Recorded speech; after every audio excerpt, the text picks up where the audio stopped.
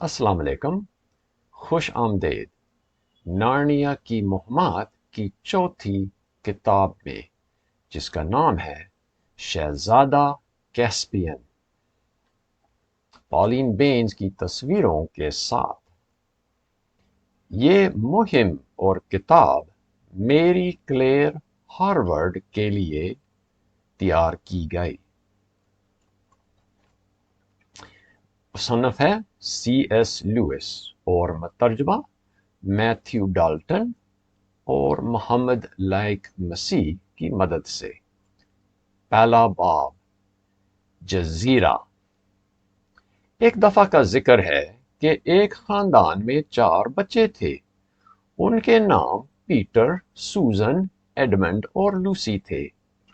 ایک اور کتاب میں بتایا گیا ہے کہ ان بچوں کی کیا خوب مہم تھی۔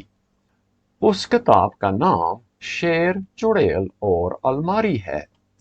انہوں نے الماری کا جادوئی دروازہ کھول کر ہماری دنیا سے اچھی خاصی مختلف دنیا پائی، اور اس دنیا میں وہ راجے اور رانیاں بن گئے تھے۔ جس ملک میں وہ بادشاہ تھے، وہ ملک نارنیا کہلاتا تھا۔ جب یہ بچے وہاں تھے تو ایسا لگتا تھا کہ بہت سارے سال گزر گئے، لیکن جب وہ اس دروازے میں سے واپس انگلینڈ میں پہنچے تو ایسا لگا کہ کچھ بھی وقت نہیں گزرا تھا۔ سچ تو یہ ہے کہ کسی نے غور نہیں کیا تھا کہ بچے کہاں گئے ہیں، اور انہوں نے بھی کسی کو نہیں بتایا سوائے ایک بوڑھے آدمی کے جو نہایت حکمت یافتہ تھا۔ وہ سب کچھ 1 سال پہلے ہوا تھا، اور اب یہ 4 بچے ریلوے اسٹیشن میں بیٹھے تھے، اور ان کے آمنے سامنے کافی سامان پڑا ہوا تھا۔ وہ اسکول کی واپسی کرنے والے تھے۔ اس اسٹیشن تک ان کا سفر یکساں تھا، لیکن اس جنکشن سے لڑکیوں کو اپنی ٹرین میں اپنے اسکول جانا تھا، اور 1.5 گھنٹے بعد لڑکوں کی ٹرین آنے والی تھی جس میں ان کو بھی اپنے اسکول جانا تھا۔ سفر کا یہ پہلا حصہ جب وہ سب اکٹھے تھے تو چھٹیوں کا حصہ لگتا تھا، لیکن اب الوداع ہوتے ہوئے محسوس ہو رہا تھا کہ چھٹیاں ختم ہو گئیں اور سچ میں اسکول شروع ہونے والا ہے۔ ان احساسات سے وہ سب غمگین تھے، اور کسی کو معلوم نہیں تھا کہ کیا کہیں۔ لوسی کے لیے یہ پہلی بار تھی کہ ہاسٹل میں جائے۔ یہ اسٹیشن پرسکون اور تنہا تھا، اور یہاں کچھ ہی اور لوگ تھے جو دور دور بیٹھے تھے۔ اچانک لوسی چیخی، جس طرح ہوتا ہے جب شہد کی مکھی ڈنگ مارتی ہے۔ کیا ہوا لوسی؟ ایڈمنڈ کہنے لگا، اور پھر ایک دم سے ہائے، کیا بات ہے؟ پیٹر پریشان ہو کر کہنے لگا، اور پھر وہ بول پڑا، سوزن مجھے چھوڑ دو، تم کیا کر رہے ہو؟ مجھے گھسیٹ کر کہاں لے جا رہے ہو؟ میں نے تم کو چھوا تک نہیں، سوزن نے کہا، کوئی مجھے کھینچ رہا ہے، ہائے، او رکنا، نہ کرنا۔ سب کو معلوم ہوا کہ دوسروں کے چہرے چٹا سفید ہو گئے ہیں۔ مجھے بھی احساس ہوا، ایڈمنڈ کی سانس پھول گئی تھی، جیسے کوئی مجھے گھسیٹ رہا تھا۔ ہائے، وہ دوبارہ شروع ہو رہا ہے۔ مجھے بھی، لوسی نے کہا، ہائے، یہ برداشت سے باہر کر ہے۔ خیال کرو، ایڈمنڈ نے کہا، ایک دوسرے کا ہاتھ تھامنا اور ساتھ میں رہنا، یہ جادو ہے، مجھے معلوم ہے، جلدی سے پکڑو۔ جی، سوزن نے کہا، ہاتھ تھامنا، کاش یہ روکتا، ہائے۔ اگلا لمحہ بینچ، سامان، پلیٹ فارم اور اسٹیشن سب کچھ غائب ہو گیا تھا۔ ان 4 بچوں نے ہاتھ تھامے اپنے آپ کو ایک جنگل میں پایا جہاں ٹہنیاں ان کو گھیرے ہوئے تھے، یہاں تک کہ ہلنا مشکل تھا۔ ان سب نے اپنی آنکھوں کو موندا اور گہری سانس لی۔ ہائے پیٹر، لوسی چیخی، کیا خیال ہے کہ شاید ہم نارنیا میں آ گئے ہیں؟ ہم کہیں بھی ہو سکتے ہیں، پیٹر نے کہا، میں ایک گز تک نہیں دیکھ پا رہا ہوں۔ ہم کھلے میں جانے کی کوشش کریں، اگر کھلی جگہ ہے تو۔ بڑی مشکل سے وہ ٹہنیوں سے بچتے بچتے ان جھاڑیوں میں سے نکل گئے، اور یہاں ایک اور حیران کن بات تھی۔ روشنی زیادہ ہو گئی اور کچھ ہی آگے ان کو سمندری ساحل نظر آیا۔ سامنے پرسکون سمندر ریت کے ساحل پر ٹہل رہی تھی، جس سے بہت کم آواز آ رہی تھی۔ کچھ اور زمین نظر نہیں آئی اور آسمان میں کوئی بادل نہیں تھے۔ سورج سے معلوم ہوتا تھا کہ صبح کے 10 بجنے والے ہیں۔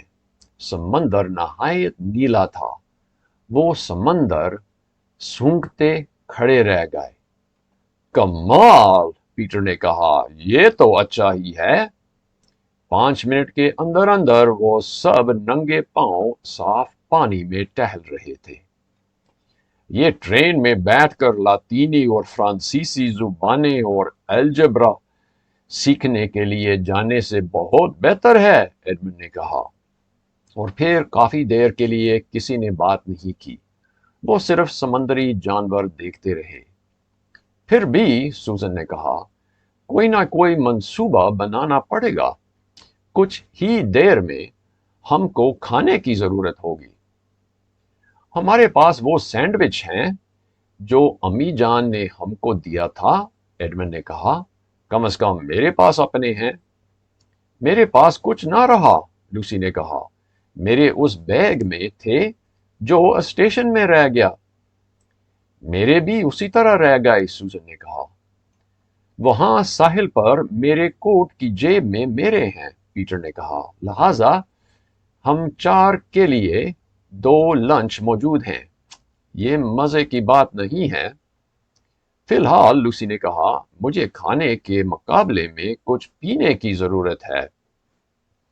اب سب کو پیاس لگنے لگی، جس طرح اکثر ہو جاتا ہے جب کوئی نمکین پانی میں ٹہل رہا ہو اور دھوپ گرم ہو۔ یہ سمندری جہاز کے حادثے میں ہونے کی طرح ہے، ایڈمنڈ نے کہا۔ کتابوں میں وہ اکثر کوئی چشمہ یا ندی ڈھونڈ لیتے ہیں، ہم کو بھی ڈھونڈنا چاہیے۔ کیا اس کا یہ مطلب ہے کہ ہم کو اس گھنے جنگل میں جانا ہوگا؟ سوزن نے کہا۔ بالکل نہیں، پیٹر نے کہا۔ اگر ندی ہے تو یقیناً وہ سمندر میں آئے گی۔ اگر ہم ساحل پر چلتے جائیں تو ہم کو مل ہی جائے گا۔ وہ پانی میں سے نکلے اور نفیس ریت کے بعد خشک ریت پر چلے جو ان کے پیروں پر چپک گئے تھے، اور وہ اپنی اپنی جوتیاں پہننے لگے۔ ایڈمنڈ اور لوسی کا خیال تھا کہ یہیں چھوڑ کر ننگے پاؤں چلتے، لیکن سوزن نے کہا کہ ایسا کرنا پاگل پن ہوگا۔ شاید ہم کو کبھی دوبارہ نہ ملے۔ کیا؟ اس نے کہا، جب رات آ جائے اور سردی بھی ہو تو ہم کو ان کی ضرورت ہوگی۔ جب سب نے دوبارہ لباس پہن لیا تو وہ ساحل پر چل پڑے۔ سمندر ان کی بائیں جانب تھا اور جنگل ان کی دائیں طرف۔ سوائے سمندری پرندے کے یہاں بالکل خاموشی تھی۔ جنگل اتنا گھنا تھا کہ اس میں دکھائی نہ دیتا تھا، اور اس میں کچھ بھی ہلتے نظر نہیں آیا، یہاں تک کہ نہ پرندے نہ کیڑے۔ سمندری سپی اور کریبز اور دوسرے سمندری کیڑے مکوڑے اپنی جگہ صحیح، لیکن کچھ ہی دیر میں ان کی دلچسپی ختم ہو جاتی ہے جب آپ کو پیاس لگ رہی ہو۔ بچوں کے پاؤں ابھی گرم اور بھاری لگتے تھے۔ سوزن اور لوسی کے برساتی جیکٹ بھی تھے۔ ایڈمنڈ نے اس اسٹیشن کی سیٹ پر اپنا جیکٹ ابھی رکھا ہی تھا جب وہ وہاں سے غائب ہو گئے، اور وہ اور پیٹر باری باری پیٹر کا کوٹ اٹھاتے رہے۔ کچھ دیر بعد ساحل دائیں طرف مڑنے لگا۔ غالباً 15 منٹ بعد وہ کچھ پتھروں پر سے چلے اور ساحل پوری طرح دائیں طرف مڑا۔ اب وہ سمندر جو پہلے سامنے تھا ان کے پیٹھ کے پیچھے رہ گیا تھا، اور اب پانی کے پار زمین نظر آنے لگی جو اپنے ساحل کی طرح جنگل سے بھرا ہوا تھا۔ کیا خیال ہے کہ وہ سامنے جنگل ایک جزیرہ ہے، یا کیا ہم اس پر پہنچنے والے ہیں؟ لوسی نے کہا۔ پتہ نہیں، پیٹر نے کہا، اور وہ سب خاموشی سے چلتے گئے۔ جس ساحل پر وہ چل رہے تھے اس پار والا ساحل نزدیک ہوتا گیا، اور جیسے جیسے وہ آگے چلتے گئے ایسا لگتا تھا کہ وہ جوڑنے والے ہیں، لیکن ایسا نہیں ہوا۔ وہ کچھ پتھروں کے پاس آئے جن پر ان کو چڑھنا پڑا، اور چوٹی سے ان کو کیا نظارہ نظر آیا؟ سمندر ہی سمندر، اور یہاں جہاں وہ ہیں، اور سامنے کی زمین، اور اس چوٹی سے وہ کافی دور دیکھ پاتے تھے۔ اور کیسی بات، ایڈمنڈ نے کہا، یہ نہیں ہونے کا، ہم اس جنگل میں نہیں پہنچ پائیں گے، ہم ایک جزیرے پر ہیں۔ اور یہ سچ تھا۔ جہاں وہ کھڑے تھے دونوں ساحلوں کے بیچ کا پانی محض کوئی 30 یا 40 گز چوڑا تھا، لیکن اب نظر آتا تھا کہ یہ سب سے نزدیک جگہ ہے۔ اس کے بعد ان کا اپنا ساحل پھر سے دائیں طرف مڑ کر دوسرے سے دور ہوتا گیا، اور ان کے سامنے کھلا سمندر نظر آتا تھا۔ واضح تھا کہ وہ اب آدھے سے زیادہ جزیرے پار کر گئے تھے۔ دیکھنا، لوسی نے اچانک کہا، وہ کیا ہے؟ اور اس نے اشارہ کیا جہاں چاندی سی ایک چیز ساحل پر نظر آتی تھی۔ ندی، ایک ندی ہے، دوسرے چیخے، اور حالانکہ وہ تھک گئے تھے وہ پتھروں سے اتر کر اس تازہ پانی کی طرف دوڑنے لگے۔ ان کو معلوم تھا کہ ساحل سے اوپر پانی زیادہ بہتر ہوگا، لہذا وہ ایک دم سے وہاں گئے جہاں پانی جنگل میں سے نکلتا تھا۔ درخت وہاں بھی بالکل گھنے تھے، اور ندی نے اپنے لیے کافی گہری کٹائی کی تھی، جس کا مطلب تھا کہ جھک کر وہ اس ندی کے ساتھ ساتھ جنگل میں جا سکتے تھے۔ وہ اس غار نما پتوں کے زمین دوز راستے میں جا کر ایک چھوٹے تالاب پر آئے، اور گھٹنے ٹیک کر وہ پانی پینے لگے۔ اپنے چہروں کو پانی میں ڈبویا، پھر بازو کو کوہنیوں تک ڈبو دیا۔ اب، ایڈمنڈ نے کہا، وہ سینڈوچ کہاں ہیں؟ کیا ان کو محفوظ رکھنے کی ضرورت نہیں؟ سوزن نے کہا، شاید بعد میں ہم کو زیادہ ضرورت پڑے۔ کاش، لوسی نے کہا، کہ ہمیں بھوک کا احساس نہیں ہوتا جس طرح جب ہم پیاسے تھے۔ لیکن وہ سینڈوچ کہاں ہیں؟ ایڈمنڈ نے پھر سے کہا، ان کو محفوظ رکھنے کا کوئی فائدہ نہیں ہوگا، یہاں انگلینڈ کے مقابلے میں بہت گرمی ہے، اور ہم نے ان کو اپنی اپنی جیب میں بہت دیر رکھا ہے۔ لہذا انہوں نے اپنی اپنی جیب میں سے نکال دیا اور 4 حصوں میں بانٹ کر کھایا۔ کسی کو کافی نہیں ملا، لیکن وہ کچھ نہ ملنے سے بہت بہتر تھا۔ پھر وہ کل کا منصوبہ بنانے لگے۔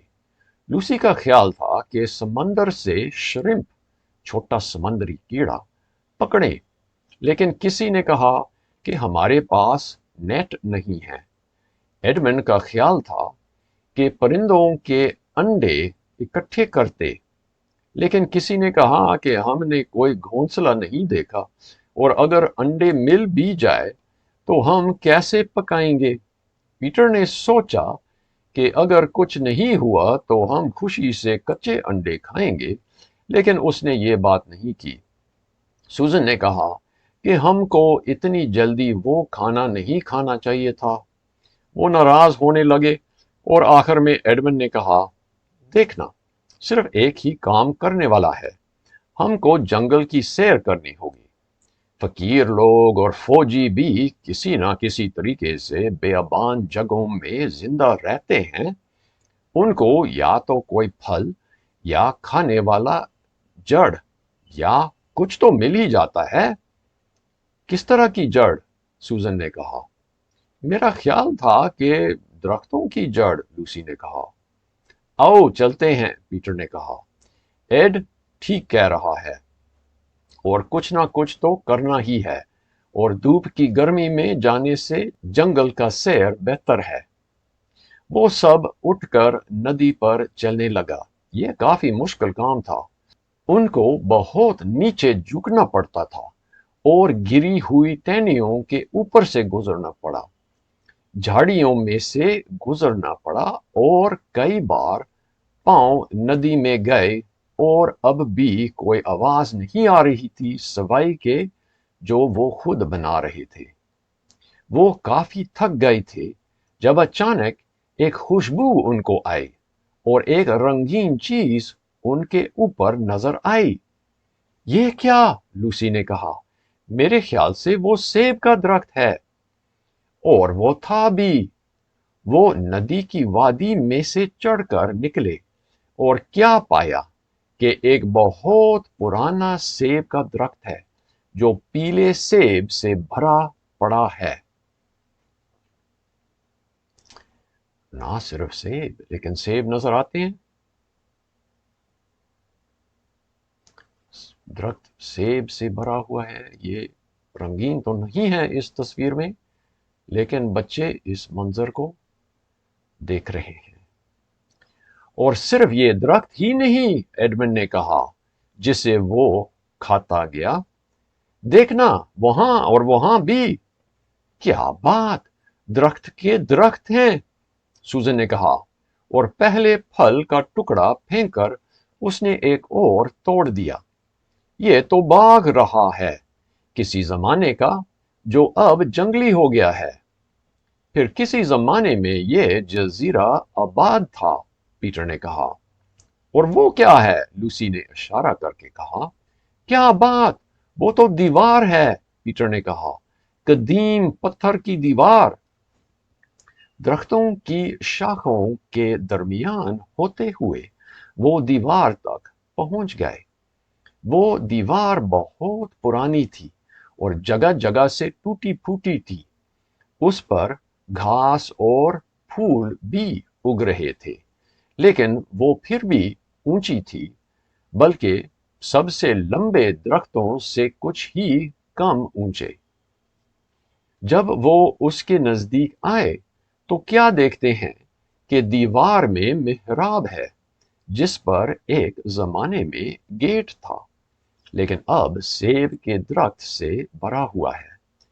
ٹہنیاں توڑ توڑ کر وہ محراب میں سے گئے، اور اچانک روشنی بہت زیادہ ہو گئی۔ وہ ایک کھلی جگہ میں تھے جس کی چاروں طرف اونچی دیواریں تھیں۔ ان کے پاؤں کے نیچے بالکل ہموار زمین تھی، جس پر صرف گھاس اور کچھ پھول تھے۔ یہ جگہ روشن اور خاموش اور تنہا تھی، اور کچھ اداس بھی۔ وہ چار بچے اس کے بیچ میں گئے، اور کھلے میں کھڑے ہونے سے وہ بے حد خوش ہوئے۔ اگلے چیپٹر میں دیکھیں گے یہاں کیا ملا ہے اور کیا ملنے والے ہیں۔ خدا آپ کو خوش رکھے۔ خدا حافظ۔